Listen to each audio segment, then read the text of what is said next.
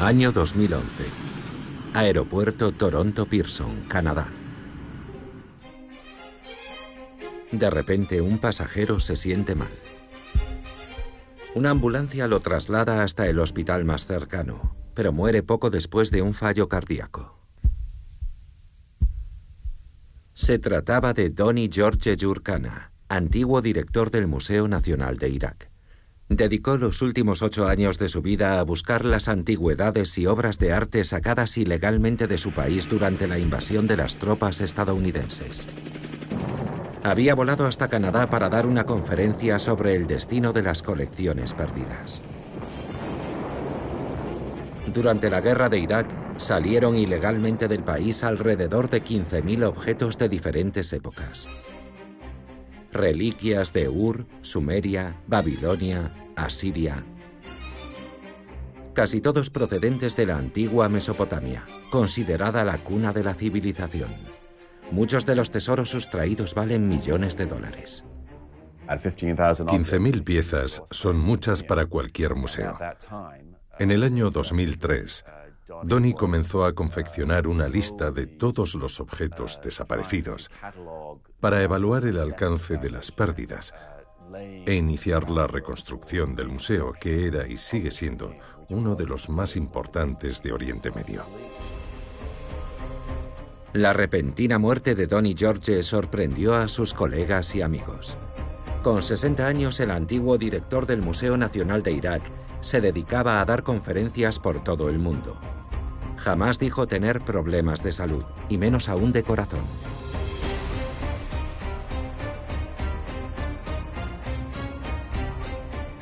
No sabía cuál era su estado de salud. Nunca me comentó nada al respecto, pero en general parecía un hombre muy fuerte.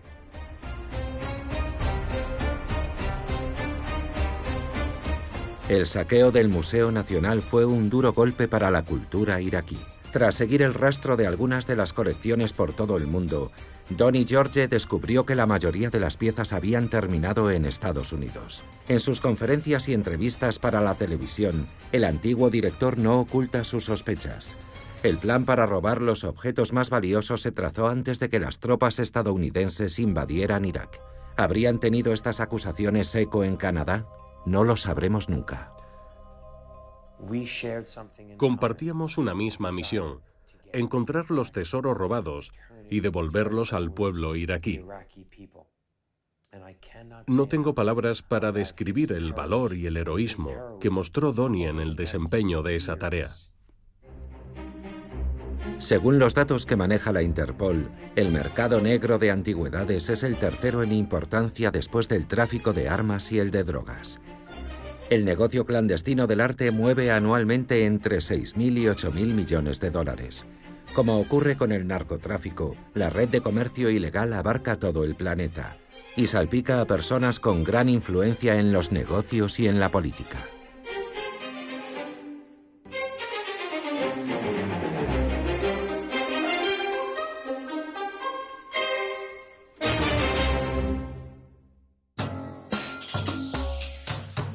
Irak, 2003. El ejército estadounidense ocupa el país. Tras varios bombardeos aéreos, Bagdad, la capital, se rinde.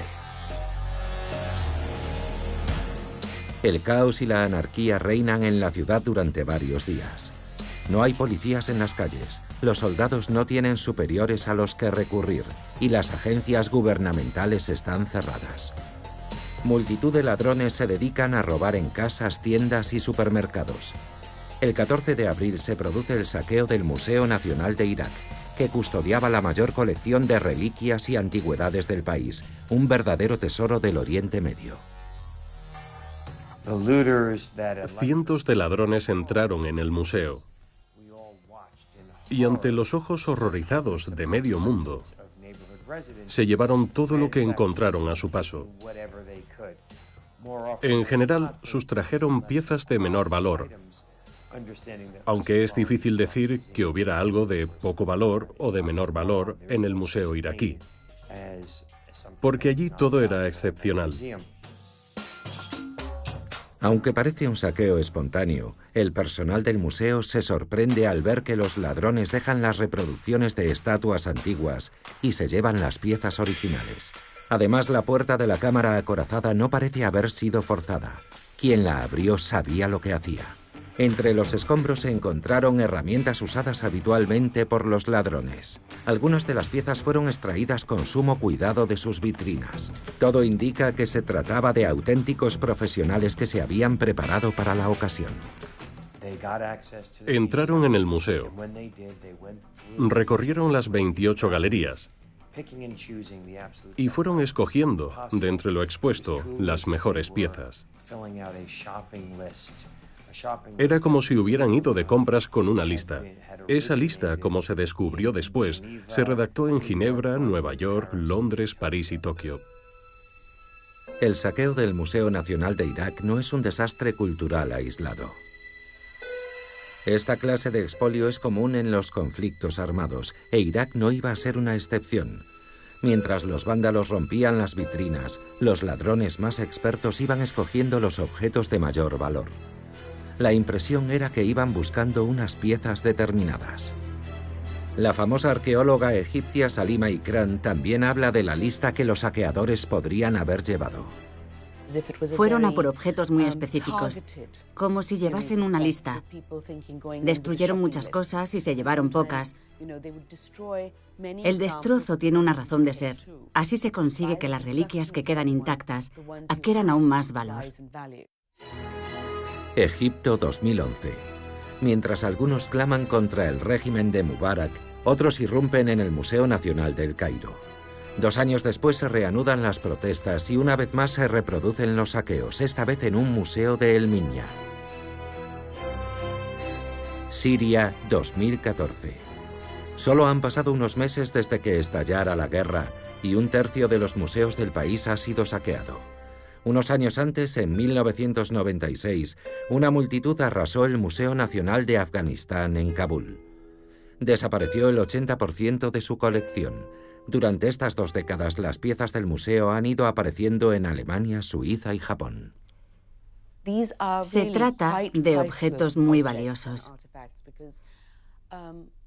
En Afganistán no hay muchos arqueólogos y nuestro conocimiento del pasado del país, que es rico y diverso, ha sido siempre bastante limitado.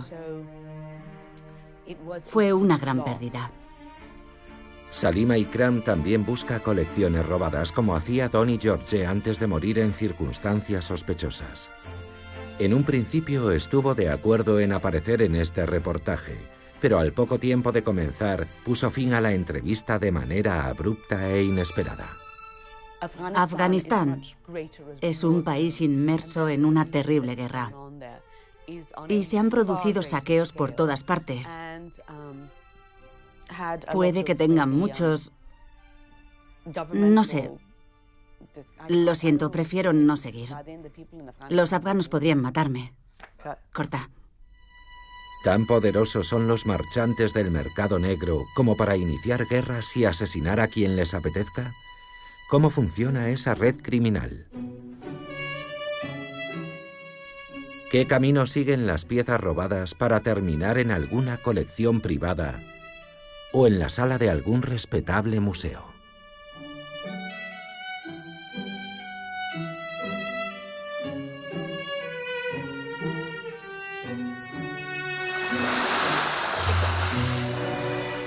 En esta región al noreste de Roma hay un típico pueblo italiano llamado Isola Farnese. Hace 2500 años, aquí se encontraba Veii, la ciudad más rica de la Liga Etrusca. Sobre las antiguas tumbas se levantan ahora modernos hoteles, casas y parques infantiles. Es casi imposible excavar aquí sin toparse con algún tesoro antiguo. Todo comienza con los saqueadores de tumbas. Por lo general llevan unas varas largas y puntiagudas. Con ellas tantean el terreno y las introducen en el suelo. Cuando una vara golpea una tumba se oye un sonido sordo. Después los tombaroli llaman a los excavadores para que retiren la tierra por la noche. Regiones con un pasado de renombre en países como Siria, Turquía o Egipto son una importante fuente de ingresos para los arqueólogos negros. Este comercio ilegal es tan popular en Italia que incluso han acuñado un término especial para ellos, tombaroli. Estos delincuentes sin escrúpulos buscan piezas de gran valor y no les importa ganar dinero a costa de expoliar el patrimonio histórico de su país. Cuando las excavaciones las hacen los arqueólogos de verdad, antes se realizan muchos trabajos previos, de preparación, mientras que los saqueadores a veces llegan a usar máquinas excavadoras. No les importa destruir una tumba con tal de conseguir lo que buscan. Los tombaroli venden el botín a los ricettatori, los que reciben la mercancía, que están en contacto con los clandestini, los contrabandistas que pasan por la frontera objetos de valor incalculable. Y esto es solo el comienzo. Existe toda una red en la que, además de los saqueadores, también participan casas de subastas y conservadores de museos. Todos trabajan bajo el principio de que la mano derecha no sepa lo que hace la izquierda. Peter Watson ha realizado muchas investigaciones periodísticas. En el año 2008, una de ellas concluyó con un libro sensacional, La conspiración de Medici. En él habla de una red que durante 30 años ha estado sacando antigüedades de Italia y las ha vendido por todo el mundo. Los miembros de este círculo actuaban con gran osadía y confianza en sí mismos, pero lo que más sorprendió a todos fue su cinismo. Llegaron a romper en pedazos reliquias de 1000 años de antigüedad para sacarlas del país. Luego guardaban los fragmentos en bolsas de plástico. Que rompieran los objetos y guardaran los pedazos fue lo que más me impresionó. Jamás me habría imaginado algo así hasta que lo vi. Te enteras de esas cosas y luego te preguntas, ¿quién quiere un jarrón roto? Pero entonces descubres que esa gente cuenta con restauradores que esperan el material al otro lado de la frontera. Son verdaderos expertos capaces de recomponer el objeto como si nada. Pueden estar varios meses recomponiendo una vasija cuyo valor oscilaría entre los 200.000 y los 2,5 millones de dólares. Este método se hizo tan popular que también comenzaron a romper frescos para sacarlos del país en furgonetas, como si se tratara de escombros. Los investigadores encontraron fotos de unos preciosos frescos que cubrían toda una pared. Estaban intactos. Y en las siguientes imágenes se veía la misma pared italiana, pero sobre una mesa rota en pedazos. Fue algo asombroso, increíble, imposible. Los hallazgos de los arqueólogos negros en teoría son propiedad del Estado, pero la realidad es que se mantienen fuera de la legalidad. Si una pieza antigua y de gran valor no figura en alguna lista, en algún lugar, simplemente no existe. Sin embargo, las piezas expuestas en los museos de Oriente Medio se incluyeron en la base de datos del registro de obras de arte perdidas, y ahora se sigue su rastro por todo el mundo. En el año 2003, el coronel del ejército estadounidense Matthew Bogdanos fue uno de los militares que ocuparon Bagdad. Ahora intenta corregir los errores cometidos por sus compatriotas. Lleva más de 10 años investigando el paradero de las colecciones robadas del Museo Nacional de Irak. El objetivo es devolverlas a su pueblo, y para conseguirlo, a menudo ha tenido que arriesgar su vida. He pasado los últimos 10 años cazando antigüedades y he arriesgado la vida tantas veces que ya he perdido la cuenta. Dudo que haya nadie más implicado que yo en la recuperación de las piezas robadas, aunque por supuesto no soy el único, pero yo soy el que más se ha arriesgado. ¿Por qué este militar americano está tan preocupado por el destino de la colección de Oriente Medio? Matthew proviene de una familia de anticuarios. Es licenciado en Filosofía y Letras y tiene un máster en estudios clásicos, aunque finalmente decidiera consagrar su vida al ejército. Se retiró con la graduación de teniente, pero cuando en el 2001 el atentado de las Torres Gemelas casi acaba con su familia, decidió regresar al cuerpo de marines. En Bagdad, por casualidades del destino, se reencontró con el mundo del arte. le ordenaron proteger el Museo Nacional el día después del saqueo. Aquella gente sabía muy bien lo que estaba buscando. Llegaron a Bagdad en avión o por carretera unos días antes para preparar el asalto. Vieron en la guerra la oportunidad de sus vidas. Matthew Bogdanos es el mayor experto estadounidense en el comercio ilegal de antigüedades y obras de arte. A petición de un tribunal, declaró como perito sobre la situación actual del mercado de tesoros robados. Es un complot entre expertos, marchantes y coleccionistas que prefieren cerrar los ojos ante la posible procedencia ilegal de las obras de arte que compran. Según Bogdanos, las piezas robadas salieron hacia Occidente a través de Siria. La ruta escogida era peligrosa y larga. Envolvieron los objetos y los colocaron en contenedores con otros productos, como patatas o ropa. Esos productos son los que se declaran. Las obras de arte las ocultan debajo para ser luego exportadas a cualquier lugar del mundo. A veces incluso viajan dentro de valijas diplomáticas. Las guerras y las revoluciones siempre han sido una gran oportunidad para engrandecer las colecciones privadas.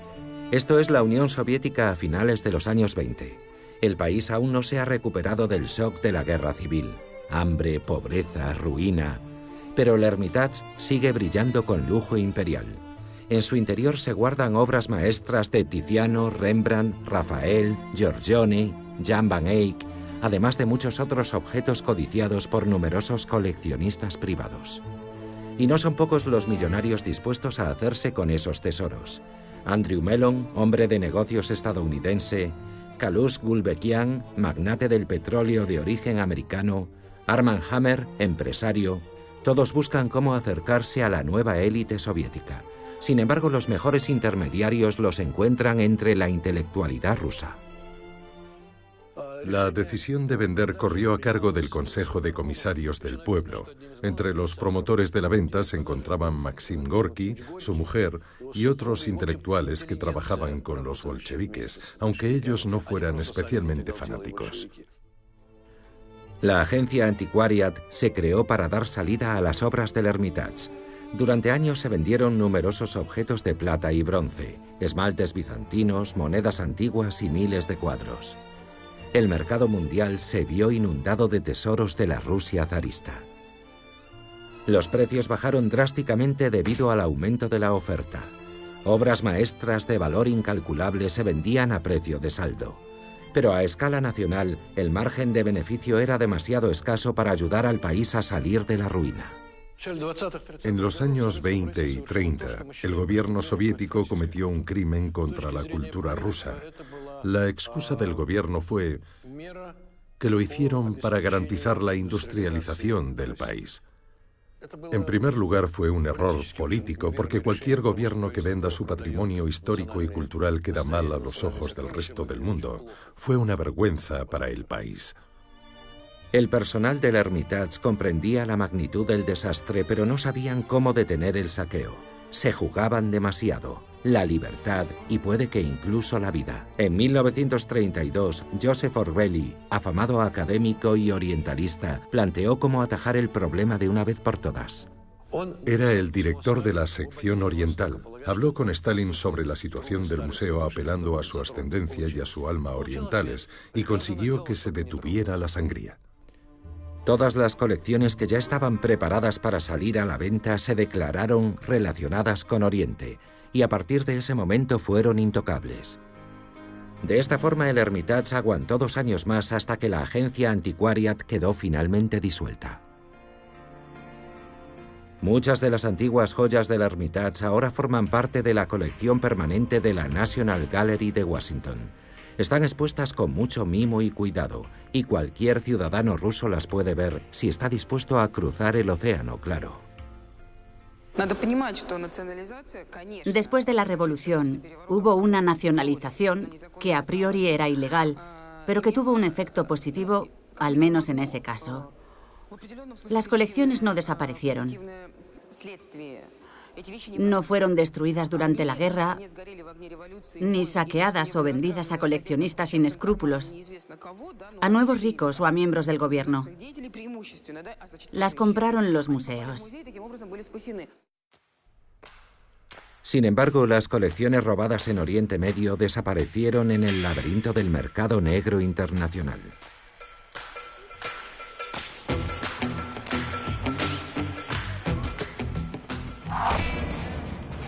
Las antigüedades y las obras de arte adquiridas de manera ilícita suben de precio si se venden de forma legal. Pero ¿cómo se legaliza un objeto robado? Es muy sencillo. En muchos países algunos delitos prescriben pasados unos cuantos años. Si alguien guarda un objeto robado de forma pública y continua durante cierto tiempo, su posesión acaba siendo legal y por consiguiente su precio sube.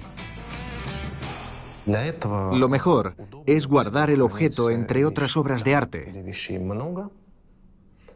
para que no llame demasiado la atención, pero sin ocultarlo. También es importante dejar constancia de la fecha en la que se adquirió la pieza. Un objeto obtenido de forma ilegal puede permanecer en una modesta tienda de antigüedades o en una galería grande y bien conocida. Digamos que hay galerías en grandes ciudades con impresionantes colecciones legales, pero que en sus almacenes guardan objetos ilegales. De modo que las piezas legales, la infraestructura legal de distribución, los contactos con marchantes y la experiencia en la importación y exportación de objetos legales, todo eso se usa para traficar con objetos ilegales.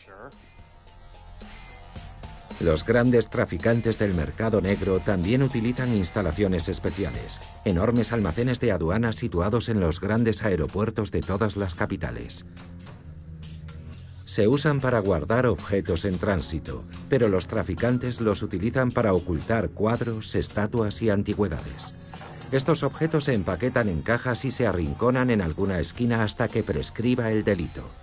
Este periodo difiere dependiendo del país. Por ejemplo, en Suiza era de 5 años hasta hace muy poco, en Rusia en cambio de 25. Por eso los traficantes prefieren dejar las piezas robadas en Europa.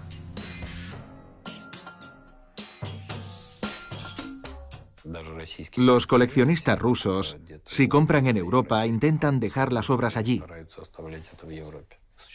Me refiero sobre todo a los depósitos de almacenaje de los aeropuertos. Instalaciones especiales donde se puede guardar una gran cantidad de obras de arte. Esa es la mejor opción. Se compran en Europa y se dejan allí.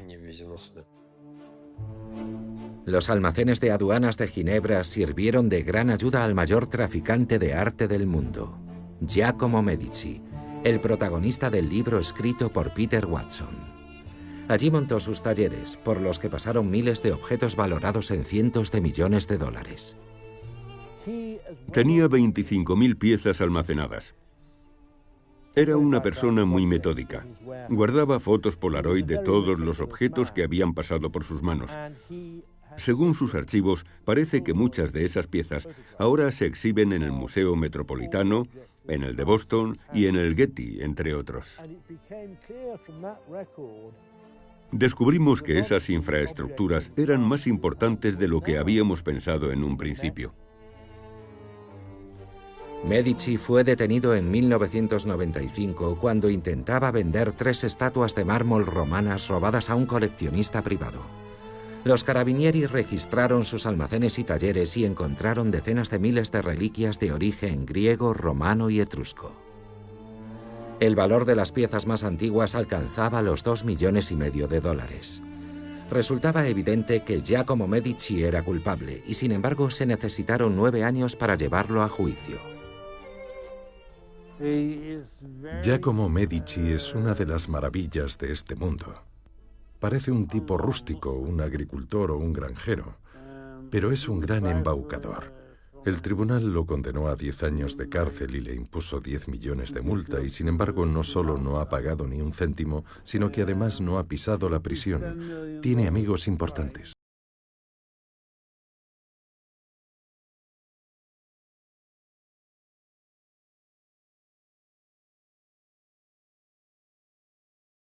unos años, Michel Van Rijn se dedicaba al mismo negocio que Giacomo Medici. Traficaba con antigüedades y obras de arte.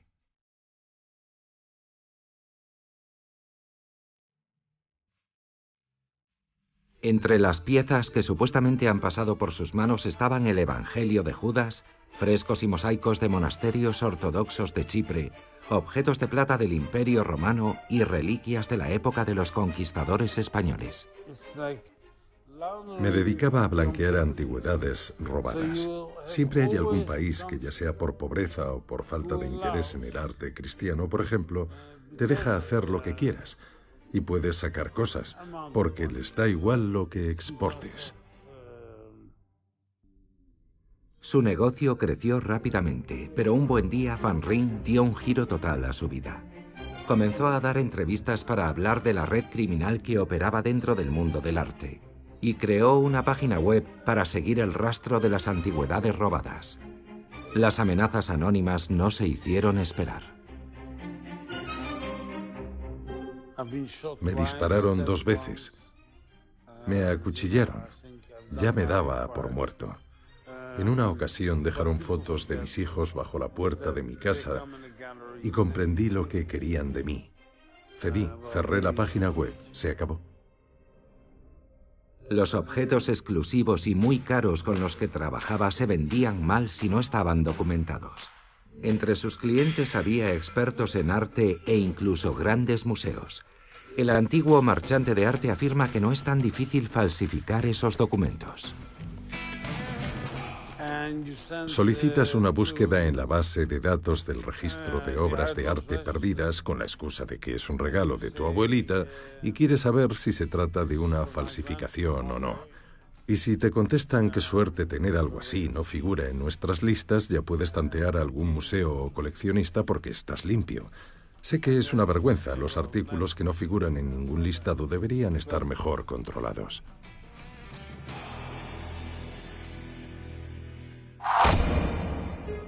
Sin embargo, adquirir una obra robada también puede significar la ruina para un coleccionista. Esta es la historia de uno de los tesoros más hermosos de la antigüedad, el tesoro de Scepso. En 1976, en Hungría, cerca del lago Balatón, se encontraron unas valiosas reliquias de plata del Imperio Romano tardío. Su belleza era asombrosa. Se trataba de 14 piezas entre platos y vasijas. Todas eran de plata, de gran tamaño, y estaban decoradas con escenas de poemas antiguos, representaciones de dioses y animales mitológicos. El tesoro, que había pertenecido a un rico gobernador y general romano, fue descubierto de forma clandestina en una excavación arqueológica por un joven aldeano llamado Joseph Sumer, que se hizo rico de la noche a la mañana. El joven se compró ropa nueva y se pasó a la cerveza de importación, pero al poco tiempo lo encontraron ahorcado. Bueno, en lo que se refiere al tesoro de Scepso, lo cierto es que me lo ofrecieron. Sentí lástima por aquel chaval al que asesinaron, el pobre chico que descubrió el tesoro. ¿Por qué no negociaron con él? ¿Por qué no le compraron el tesoro? Si le hubieran pagado $100.000, se habría conformado y habría vivido como un rey el resto de sus días, pero lo mataron. Son gentuza, los conozco bien. Son criminales y cuentan con la protección de gente importante. Uno de ellos vive ahora en Zúrich, en Suiza. Nadie creyó que Joseph se hubiese suicidado. En los siguientes años murieron 4 hombres más a causa de ese tesoro. Hablamos de varias muertes sospechosas en 1980. Las investigaciones que se llevaron a cabo revelaron que había una conexión entre los crímenes y el tesoro. La policía encontró los cuerpos, pero el tesoro desapareció sin dejar rastro. Poco después, alguien en el mercado negro comenzó a ofrecer piezas sueltas del tesoro. En el mercado ilegal del arte también hay grandes expertos. Anton Kalic, un marchante de arte de origen serbio y residente en Viena, compró todas las piezas. De nuevo completo, el tesoro siguió su camino por las vías secretas del tráfico ilegal de arte. Logró sacar ilegalmente las piezas del país. La historia circula desde hace ya 40 años. Y Hungría lleva ya 25 años tras el tesoro. En 1982, un coleccionista británico, Lord Spencer Douglas David Compton, compró el tesoro de Scepso por 3 millones de libras. Mi buen amigo Dick Ellis de Scotland Yard investigó el caso. Fue un asunto complicado. Lord Spencer tenía un agente de seguros que trabajaba para la reina. Todo eso sucedió justo después de la muerte de la princesa Diana. No quisieron problemas e hicieron la vista gorda. Lord Spencer se quedó con el tesoro, a cambio de unos cuantos millones más.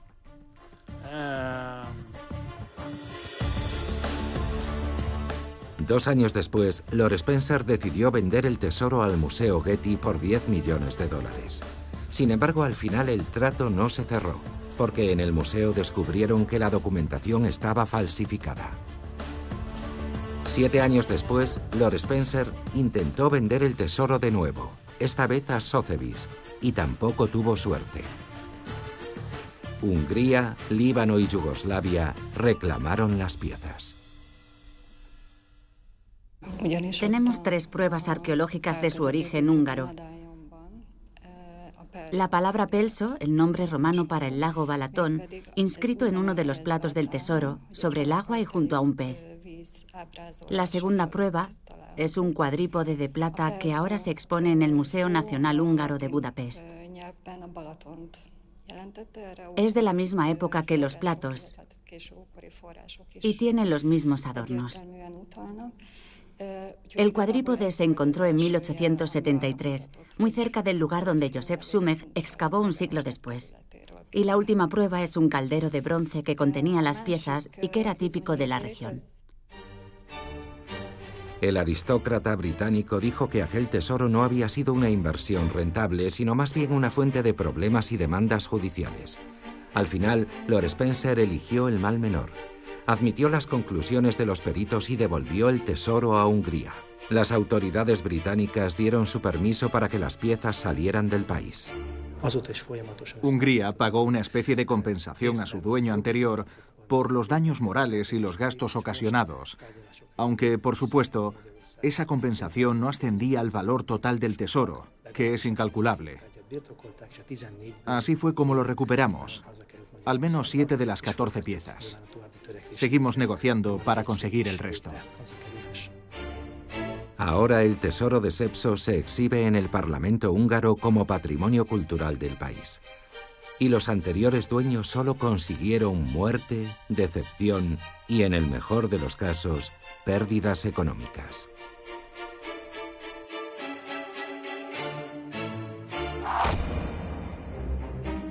El comprador final no siempre es consciente de que está adquiriendo una pieza robada, pero todos los coleccionistas deben conocer el origen de los artículos que compran.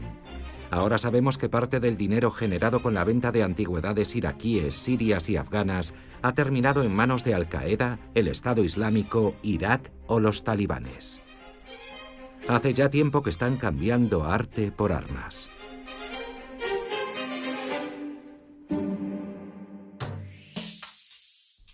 En el año 2003, cuando seguíamos el rastro de las piezas robadas en el Museo de Irak, descubrimos algunas al detener a grupos de extremistas radicales.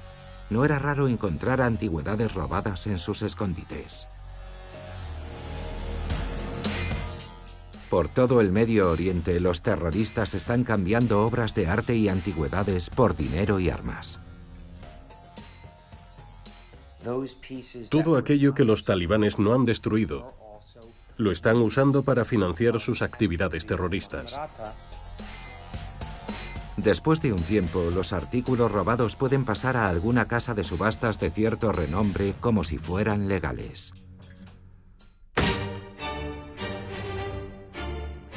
Todas las casas de subastas importantes desempeñan un papel crucial en este negocio. Cuidan su reputación y tienen expertos del más alto nivel.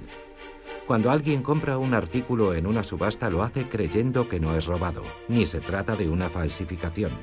Pero esto no siempre es así. No ocurre con frecuencia, pero sucede. En primer lugar, las casas de subastas tienen derecho a vender los artículos públicamente o en privado.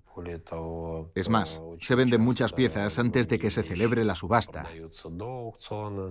Te acercas 10 días antes y dices que tienes un comprador para un artículo. Y la negociación suele ser muy sencilla. Te dicen, muy bien, adelante. Ellos se quedan con su comisión y el artículo se ha vendido antes de la subasta. En el año 2008, en Nueva York, la casa de subastas Christie's sacó a la venta unos pendientes por $65.000. El lote 215 atrajo la atención del antiguo director del Museo Nacional de Irak, Doni George Yucana. Fue él quien descubrió aquellas joyas de 3.000 años de antigüedad pertenecientes al periodo neoasirio en las excavaciones de la ciudad de Nimrud. Pero la descripción del lote 215 en el catálogo de Christie's decía que los pendientes eran idénticos a unos del periodo neoasirio que habían sido adquiridos a su legítimo dueño en 1969, un año antes de que entrase en vigor la convención de la UNESCO por la que quedaba prohibido vender joyas sin confirmar antes su procedencia. La gran reputación mundial del experto bastó para que Christie's retirara el lote de la subasta. Los pendientes volvieron a Bagdad.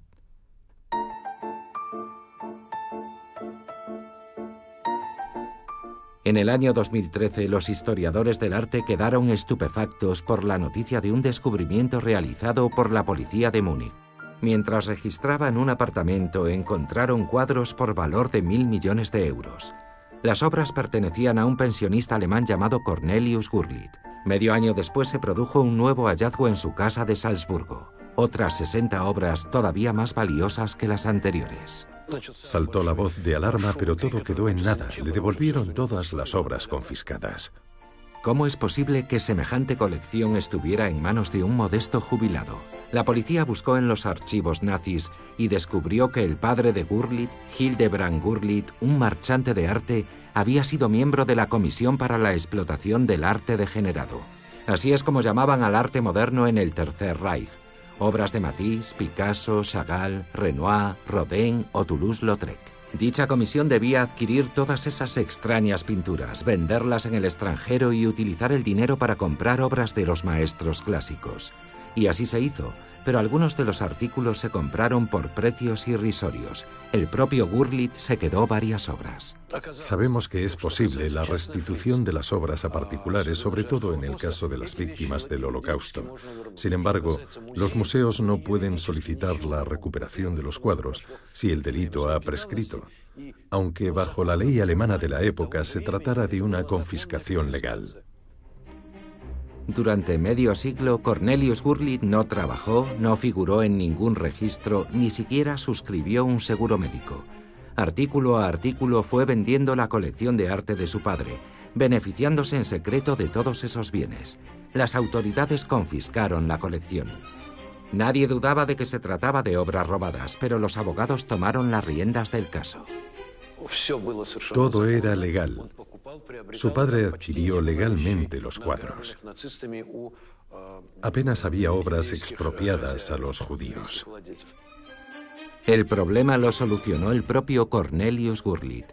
Murió a comienzos del año 2014 y, según su testamento, donó las obras al Museo de Bellas Artes de Berna.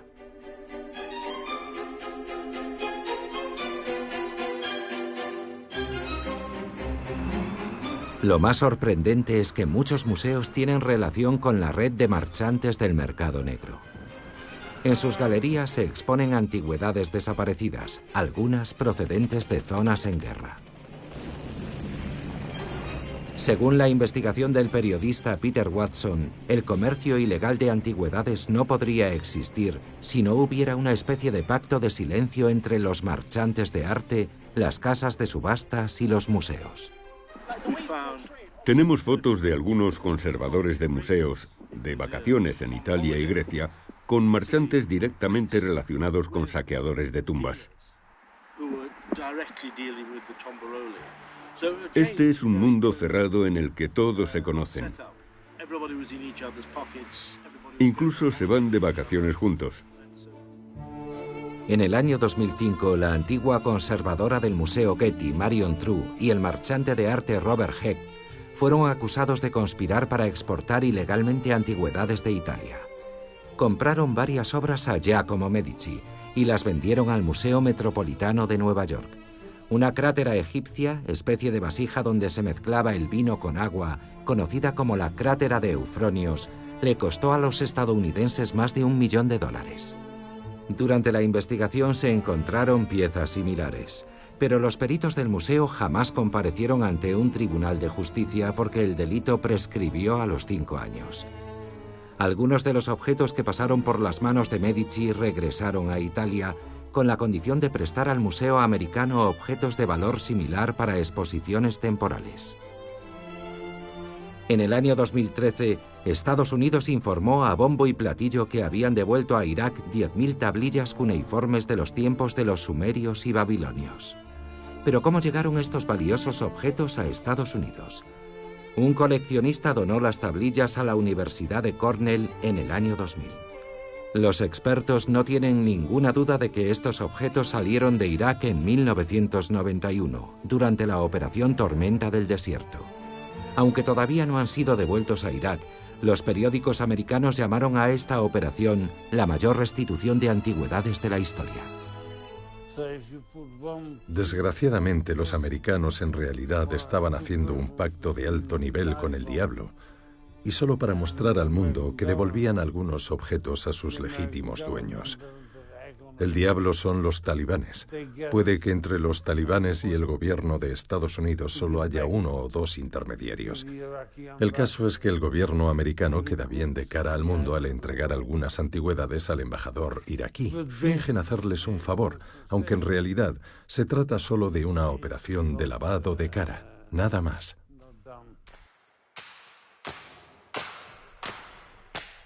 Un coleccionista privado también puede convertirse en el último eslabón de la cadena del tráfico ilegal de obras de arte robadas. Hay personas para las que su pasión por el arte y el coleccionismo está por encima de todo, incluso de sus escrúpulos. Las rarezas les fascinan de tal manera que no ven el daño que hacen al patrimonio mundial. Empeñados en aumentar sus colecciones, son esclavos de su pasión. Una parte significativa de muchas colecciones públicas y privadas ha pasado por las manos de marchantes de dudosa reputación. Con frecuencia se les pregunta si los objetos han sido adquiridos legalmente. Por eso las obras de arte y las antigüedades robadas no se suelen exponer al público. Se mantienen ocultas en almacenes y en colecciones privadas. No hay una ley especial que regule el coleccionismo. Quizás se promulgue algún día. El coleccionismo no está regulado por ley, así que todo el mundo puede coleccionar lo que quiera y mostrar su colección a quien desee.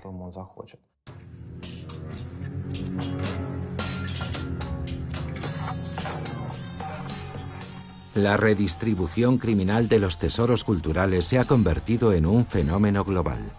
En esta época de producción en masa y uniformidad, las obras de arte y las antigüedades son cada vez más demandadas por aquellos que tienen dinero y poder. De esta forma crean una demanda que fomenta el tráfico ilegal e incluso el asesinato.